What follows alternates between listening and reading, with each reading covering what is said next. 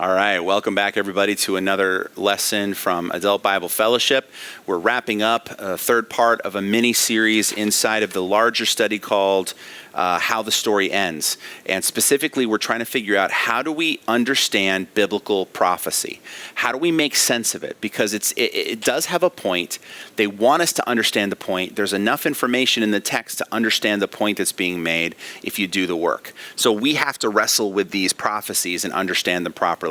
And we need to follow a process, right, by which we can come to some good, solid, legitimate conclusions about what these things mean. Because anybody can just make a crazy guess, right? Anybody can sort of just make a superficial guess. But if you do the homework and you look through it, you can come up with an idea, a pretty accurate, pretty confident assertion about what this prophecy is trying to say.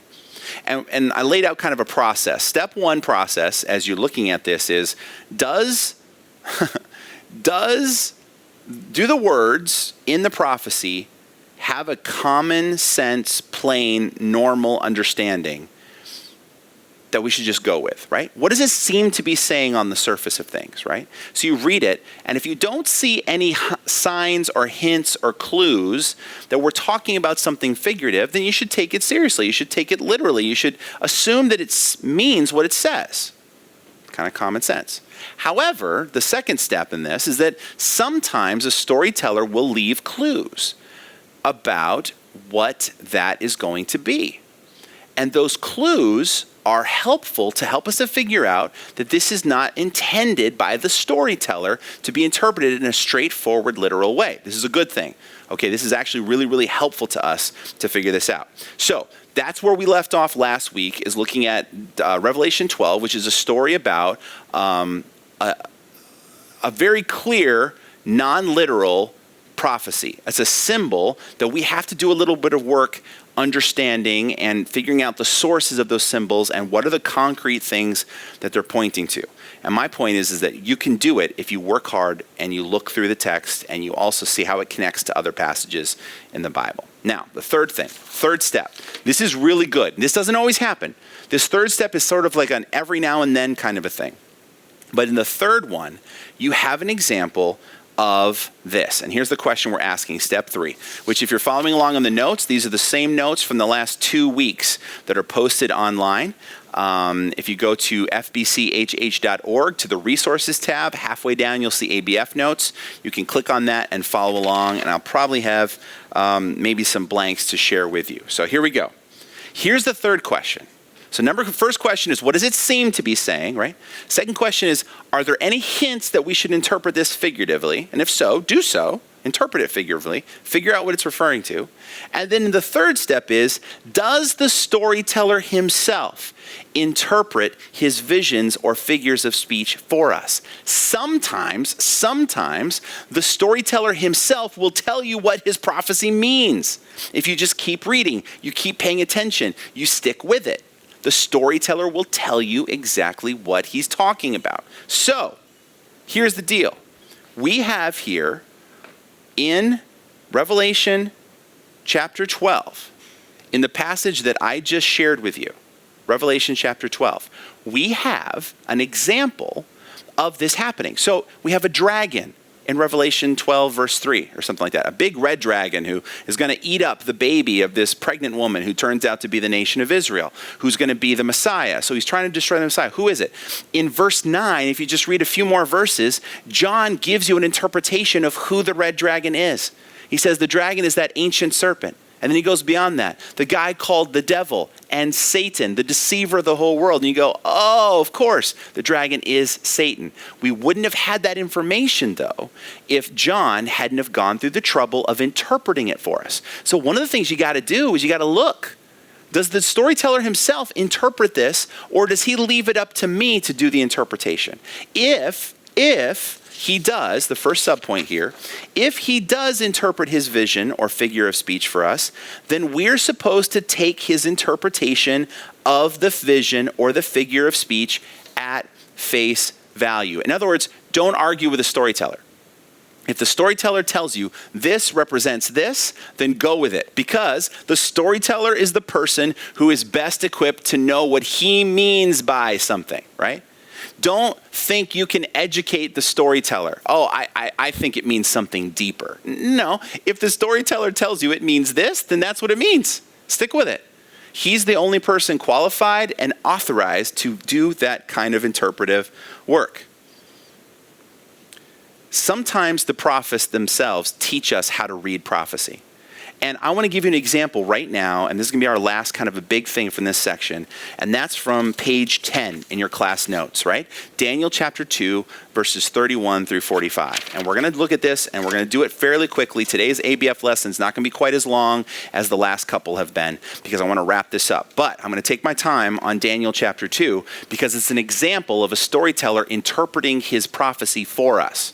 In which case, all we have to do is just follow in behind and understand it properly and not mess it up with our own ideas that we're bringing into the text, okay? So Daniel chapter 2 describes a dream that Nebuchadnezzar, the king of Babylon, had. He calls Daniel in because he didn't know what his dream meant. And Daniel now is going to tell him both what he dreamed and what the dream means. And we need to go with Daniel's interpretation here, right? Verse 31, "You saw, O king, and behold, a great image."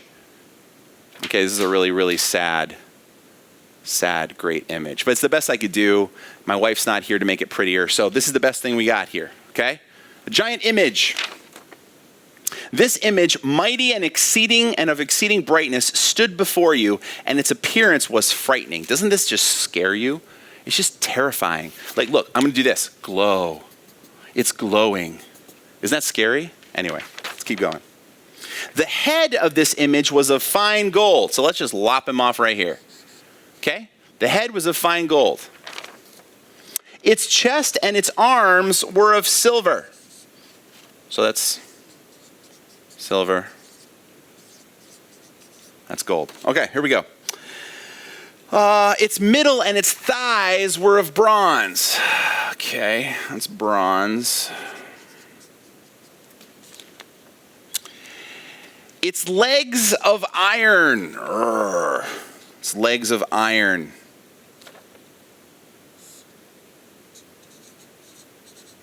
"And its feet, partly of iron," so I'll put iron on this foot, "and partly of clay." Now what that means, I think, is that not one foot was iron and one foot was clay, but that both feet were a combination or a mixture of iron and clay. Which I'm not an expert on building things, but I'm guessing it's not as strong. I'm guessing it's not as powerful as just solid iron, right? Mixture of iron and dirt. Probably not going to be as strong, right? Here's what it says. "As you looked, a stone was cut out by no human hand." So here's our stone. Isn't that amazing? I'm telling you, the artwork is, you're getting your money's worth today, folks. "The stone cut out by no human hand, and it struck the image on its feet of iron and clay." Boom, right here. Smashes, not on the head, not on the chest, not on the thighs and the belly, not on the legs, but on the feet, iron and clay. "And broke them in pieces." So it shattered all of them, okay? I'm not going to do that till the end because I need the image for the interpretation. "And became like the chaff of the summer threshing floors. And the wind carried them away so that not a trace of them could be found. But the stone that struck the image became a great mountain. And it filled the whole earth." So, friends, as Ricky Ricardo might say, Daniel's got some splaining to do. He's got to explain what this dream means, right? The king's like, yeah, that's what I dreamed, but I have no idea what it means. And so Daniel helps him up, helps all of us out. Verse 36, "This was the dream. Now we will tell the king its interpretation." Verse 37, "You, O king, the King of kings, to whom the God of heaven has given the kingdom, the power, the might, and the glory, and into whose hand he has given, wherever they dwell, the children of man, the beasts of the field, the birds of the heavens, making you rule over them all. You are the head of gold." So Nebuchadnezzar is the one that had the dream. And Daniel tells him, guess what, Neb? I'm just going to call him Mr. Nezer because it's easier to spell and it fits on my board better. And because VeggieTales taught us, and if we've learned anything from VeggieTales, is that they tell stories best. So, Mr. Nezer. But really, I guess he represents an entire nation, an entire kingdom, and that kingdom is the kingdom of Babylon. Okay? So Mr. Nezer, Babylon. Then he says this, verse 39. Another kingdom inferior to you shall arise after you. So he's talking about the silver, right? The silver. The silver one is going to be another kingdom, and it's inferior. That's all we know at this point. Kingdom, inferior.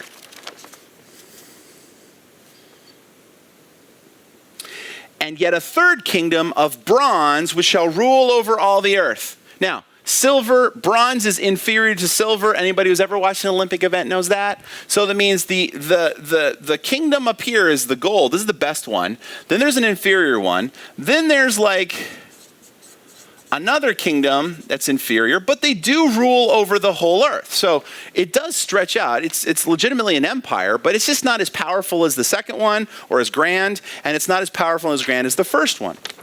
Verse 40, and there shall be a fourth kingdom strong as iron. So this is another kingdom, and we know that this one is strong.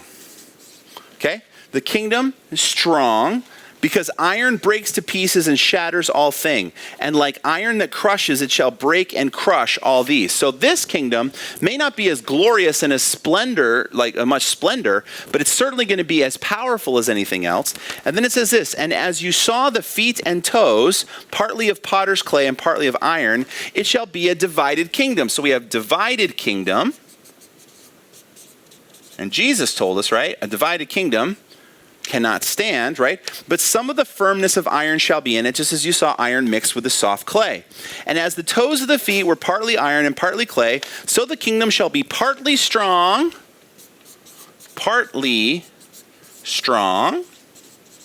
and partly brittle. So every single kingdom is going to be inferior to the one before it. As you saw the iron mixed with soft clay, so they will not mix. They will mix with one together in marriage, but they will not hold together. So not hold together. This is going to be a divided kingdom. The people in this kingdom are going to come together by marriage, but they're not going to hold together, just as iron does not mix with clay. Verse 44, and in the days of those kings, the God of heaven will set up a kingdom. God of heaven set up a kingdom that shall never be destroyed, nor shall the kingdom be left to another people. It shall break in pieces all these kingdoms and bring them to an end. So when this one comes, here comes the kingdom. And it's coming, and it's going to smash this fifth kingdom right in the middle of it. And it's going to break in pieces, not just this one, but this one. All the kingdoms of the earth, right, are going to be broken to pieces and brought to an end. But this mountain that fills the whole earth, represents God's kingdom that will never come to an end. It will stand forever. Just as you saw that a stone was cut from a mountain by no human hand, and that it broke in pieces the iron, the bronze, the clay, the silver, and the gold. A great God has made known to the king what shall be after this. The dream is certain, and its interpretation is sure. Okay? So, Daniel says, King, you're the head of gold. Is there any reason why we should try to interpret that or find some deeper meaning to that? No. Daniel knows what he meant. Daniel knows what the prophecy means. He was revealed by God. He's the best person to interpret it for us. Mr. Nezer is the head of gold.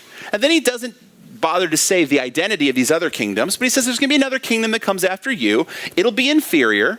Another kingdom, even more inferior. Another kingdom that'll be inferior in greatness, but it'll be strong and it will destroy and crush a lot of things.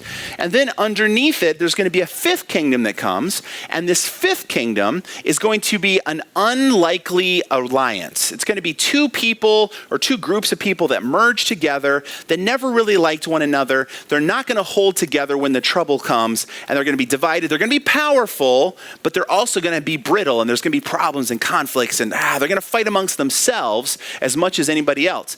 And during the time of that final kingdom, which has not happened yet. In fact, all of these, except for the head of gold, are future to Daniel, right? And to Nebuchadnezzar. All of these kingdoms are going to come, and at the end, during this fifth kingdom, is when God is going to send his kingdom, and it's going to destroy all the other kingdoms, and it's going to replace them. And it's going to fill the entire earth. It's going to be a worldwide kingdom that stretches over the entire universe, and it's going to never come to an end. God is going to finally abolish once and for all human kingdoms, and he's going to replace it with his kingdom. That's Daniel's interpretation of the dream. Now, that's pretty straightforward. And we're pretty blessed that Daniel has done that, because can you imagine the crazy ideas that might have come from just leaving the first part of the dream without an interpretation? I mean, you could go into over and over, who are the silvers and who are the gold? And Daniel actually is going to develop this same dream later on in Daniel chapter 7, which we will get back to. But here's the key thing you got to remember. And this is just the point I'm trying to make. I'm not trying to teach about the kingdoms and which kingdom represents who, and all. That's not my point right now. My point right now is to be simple and to say this. Hey guys, here's the deal. There's going to be a succession of human kingdoms. The fifth kingdom is when God's kingdom is going to intervene, and then he's going to replace all of the kingdoms. And I'm trying to teach you, and you use this as an illustration, of the fact that whenever a prophet gives us an interpretation of his own dream, we just stick with that. And sometimes we don't read far enough. And sometimes if you read far enough, the prophet will give you his own understanding of what this means. And you have to be patient. Like John does this in the book of Revelation all the time. He talks about at one point the martyrs for the faith. They're in God's presence, and then they take a bowl of something, and what does he say? I should look that up.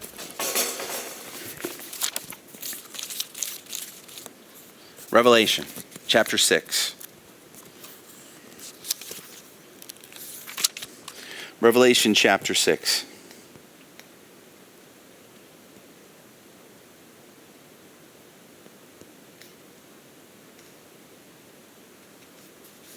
All right, hold on. Hang in there with me.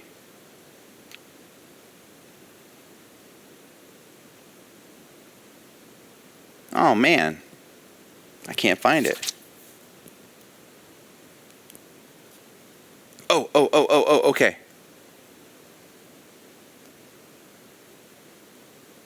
All right, never mind. I'm a horrible teacher. I should have been ready with this. But anyway, there are times when John will use some kind of an image, like a symbol, and then he'll say, which are the, and he'll fill that in. Oh, at one point he talks about Jesus having 7 eyes. 7 eyes. And he says, yeah, these 7 eyes are the 7 spirits. And again, that doesn't necessarily help me out a whole lot, but he's trying to guide you in your understanding of what these symbols mean. So all I'm trying to say is that when the storyteller is giving you a prophecy, he's in charge, right? So if he uses common sense, figurative, literal, plain, common sense, no nonsense, no figures of speech, he's just straightforward, just saying it the way it is, you should take it straightforward the way he says it is. All right, he's telling you straight out what he thinks. Other times, he's going to use figures of speech, in which case you have to do a little bit of work to decode it a little bit to figure out what concrete thing he's pointing to. But again, he's in charge. He gets to decide what that is. I don't get to decide what it is with my own interpretive ideas. I have to try to follow his lead. And especially the third step, step 3, when he steps in and he gives an understanding of what it actually means, the interpretation of those events, those moments especially in those moments, I need to listen to what he says, follow his lead, let him be in charge. And then my understanding of that prophecy and the succeeding prophecies emerges from the interpretation that the author himself gives to the pieces in the puzzle. Okay? And that's all I'm arguing for, is that we let the text tell us what it's saying. That sometimes you have to be interpretive. Yes, sometimes you have to see, and it's not always written there in plain English, in bold print, this is the interpretation. Sometimes it's there. If it's there, step 3, interpret it that way. When it's not there like that, then go ahead, take a step or two back, take a deep breath, and then dive into steps 1 and 2 and figure this out. Let the storyteller be in charge. Let the prophet be in charge of his own prophecy. Don't bring in all this extra gunk and gunk up all the system. Let it be its own thing. And as much as possible, take your preconceived ideas and your questions that you want answered and set them aside and ask the storyteller, prophet, what do you want me to know about the end times? What do you want me to know? Because what you want me to know is what I need to know. Then I might be able to ask some tangential questions, side questions, that maybe you'll address and maybe you won't. And if you do address them, then I can be like, woohoo, I got one of my questions answered. That's great. But I may have questions I come to the text with that I'll never be able to answer. And friends, that's okay. Because the issue is you've got to figure out the point the storyteller had. That's where the story is, that's where the battle is won or lost, is getting his point. You understand his point, the rest of it's just ice cream on top of the sundae. Or no, wait, ice cream is a sundae. Frosting on top of the cake. The cherry on top of the sundae, right? That's bonus. And if it's there and you can go, woohoo, I got my questions answered and I learned the point the storyteller is trying to make, well then all the better, all the better. But if you can't do that, start with the point. And you have to live with that, okay? A couple of closing things as we wrap this up. And like I said, we'll get into the actual details of Daniel and his prophecies and stuff like that in a little bit. In fact, that's one of the next things that we're going to talk about here in the next section. But let me just hit a couple more questions we need to ask the text. And this is by way sort of summary, and I'm not going to go into a lot of detail. We'll come back to this a little bit later. The fourth step is this. Once you've sort of gone through what does it seem to be saying on the surface, are there any clues that tell me to interpret this figuratively? Then you get to the point, does the storyteller himself interpret this for us? Step 4 is this. What is the storyteller's purpose in sharing the information of this prophecy?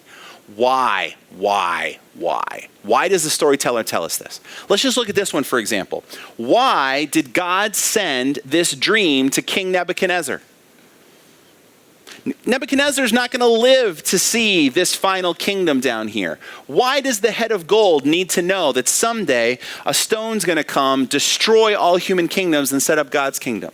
Because the storyteller's like, look, the king, the head of gold, he's too proud. He's arrogant. He needs to be brought down a few notches. Human kings always misunderstand their level of importance. They always put themselves about 10 notches higher than they really ought to be. And what this prophecy does for Nebuchadnezzar is it humbles him. It says, your kingdom, Babylon, is not going to last forever. It's not even going to last very long. There's going to be another kingdom right after it that's worse than it. So yeah, you're the head of gold and you think you're on top of the world. Literally, you're on top of the statue right now, at the top of the totem pole. But there are other people coming to take your place. You are not that big of a deal. That's the message to King Nebuchadnezzar. So you should humble yourself before the God of heaven who gave you this kingdom, and you should probably do it his way. That's what Nebuchadnezzar's point is. That's what Daniel is trying to get across to Nebuchadnezzar. And what God is trying to get across to Nebuchadnezzar through this dream, right? And we always go with the original audience first. Now, the second layer of original audience is, who are the original readers of the prophecy of Daniel? The original readers of the prophecy of Daniel are Jewish people who are in captivity in Babylon. Well, why would they need to know this information? What's the purpose of telling them this story? Because they thought when they went off into captivity that Israel's story is over. They had a chance, they blew it. They had a king, they lost him. They had a kingdom, it's been destroyed. And what Daniel and God is trying to say, not just to Nebuchadnezzar, but to the original readers, the Israelites in the time of Daniel in Babylon is, hey, this captivity thing's not going to last forever. God's going to take you back to your land. There's going to be other people that are going to take over from Babylon. Babylon will not rule eternally. But someday, Israel, hang in there. Don't give up on God. Why? Because someday God is going to destroy all human kingdoms and he's going to set up his kingdom that'll spread throughout the entire earth and it will never be destroyed. It'll never come to an end. In other words, Israel, Israelites, faithful Israelites, holding on to your identity, holding on to your hope while in captivity in Babylon. There's hope. Don't give up. So how does that apply to us? Well, I don't think it's that hard for us to see, right? The kingdoms of the world have been coming and going in succession. And sometimes they do what's right, and most of the time they oppress. And most of the time they oppress God's people and crush and hurt and maim and destroy. And it looks like human kingdoms are going to get the final word. And when they persecute Christians and Christians die around the world today, you're tempted to think, man, China, India, North Korea, Sudan, all these places where the government is cracking down and killing and hurting and putting people in jail. Man, they're always going to win, aren't they? And this prophecy, through Nebuchadnezzar, through the original Israelites, back to us 2,500 years later, says to us, no, my friends, no. There is no human government that will ever be able to have an eternal kingdom. God is the only eternal king. He is the only one. And someday, God is going to destroy all human governments. And someday, he's going to set up his kingdom that's going to spread out through the entire earth. And it will be blessed. Don't lose heart. North Koreans suffering under the oppressive regime of a horrible leader named Kim Jong-un and his lackeys. One day, his kingdom will be destroyed. And God's kingdom will be established. Hang in there. Don't quit. Don't give up hope. Do you see that? Once you kind of filter your way down, all of a sudden these prophecies make sense. And if you're asking the right questions, what's the purpose in sharing the information of this prophecy, you'll start to be able to work your way back through the years and get eventually to how it applies to our lives. But you always got to ask, what is the purpose? Why did the storyteller share this prophecy with his people? And then the last thing, and this one's hard, but we're going to work on it. Here's the question. How does this prophecy fit with other prophecies that are coming down the pike? Okay? Just a couple more minutes, I'll be done. Okay? How does this prophecy fit with other prophecies that are in other parts of the Bible? Because you do have to connect one to the other. This is especially true with the book of Daniel and the book of Revelation. They're sort of like two parts of the same story. And if you want to understand Daniel, you got to bring in and talk about Revelation. If you want to understand Revelation, you better bring in and talk about Daniel, for example. And so we need to fit those prophecies, not just as a standalone, but into the other prophecies that are around and going on at that point. Okay? Last thing. It should be the last sheet of paper for you. Okay? This is the hardest part. The part I just said about connecting prophecies together, that's the hardest part. A couple of final notes for you about humility as we study end time events. I am super scared that our study of end time events will make us smug. Because here's the deal. Number one, very godly and smart people disagree about end time stuff. There is probably no area of theology that is more debated and disagreed upon by legitimately godly, awesome, spiritual people than end time events. In fact, if I started to list the names of people that I seriously disagree with about end time events, you would be shocked. Because we see things and we have very different approaches to prophecy and to the end times. But please, let's not get cocky. Very godly people are going to disagree with us about this stuff. Second thing, this is something that Philip Yancey actually pointed out to me, the Christian writer. He said this, Jesus' first coming was expected, right? It was prophesied. But when it happened, it caught everybody by surprise, right? Why? Because Jesus' coming happened in an unexpected way. So even though they knew it was coming, they didn't know exactly when it was coming, and it caught them off guard. A baby born in a cave in Bethlehem, what? That's not supposed to be the way it happens, right? So nobody was expecting it the way it happened. Don't be surprised if we do all the study and all the work and come up with an idea about what the second coming of Jesus will be like, if when the second coming actually happens, when we're watching it for heaven, we go, oh, I didn't see it playing out like that. Oh, so that's how that connects to this. Oh my gosh, that's how this and this and this fit together. I guarantee you that when the things actually happen, they're not going to play out 100% according to the way your mind is going to connect all the dots. Okay, the Left Behind series may be a great series that can boost your faith. Trust me, it's not going to happen the way Tim LaHaye and his buddy who helped write it with him played it out. There may be some similarities, but it's going to look a little bit different. So please, let's not be cocky. Let's not be smug. Let's not be like, I've got all the answers. Let's be humble about this. Let's do our best, but then let's hold on to some of our conclusions a little bit tentatively, just because we don't know if it's going to play out exactly the way we envision it in our head. And the third thing is that even if we do all the work, number 3, we don't have full comprehension. You're never going to understand the depths of everything that's written in biblical prophecy. You're just never going to get it all. And that's fine. It's okay to come to the end of this study about prophecy and say, I still don't know exactly everything that I want to know, or even everything the Bible has to say about prophecy. You'll probably spend the rest of your life threading these things together and figuring out where they fit into the puzzle. You're going to be staring at the board, and, they have the picture on the outside of the puzzle. Remember when I dumped the puzzle on the pulpit back in the ancient times when I first got here? Like, you need that puzzle. You need a picture on the board to know how to put the puzzle together. It is going to take time. And even if you get some time, it's still going to be a struggle to know exactly how all this fits together, okay? So let's be humble. Let's not put this and say, if you disagree with me on end time stuff, you're not even a Christian. Let's not go there, all right? Let's be humble, but let's be hungry students of biblical prophecy, following the steps and the procedures, doing the work, holding on to our convictions about what it means strongly, but also willing to disagree and allow for room for disagreement with people who are godly and love Jesus and just see it and interpret it from a different perspective, okay? And we'll talk more about that as we go along. So that's all I had for you today. A little bit shorter, but I wanted to wrap this up. Coming up next week, we're going to dive into what the Old Testament actually has to say about the end times. We're going to start with Old Testament prophecies about the end, and we'll work our way towards the New Testament. I love you. We'll talk to you later. See you later. Bye.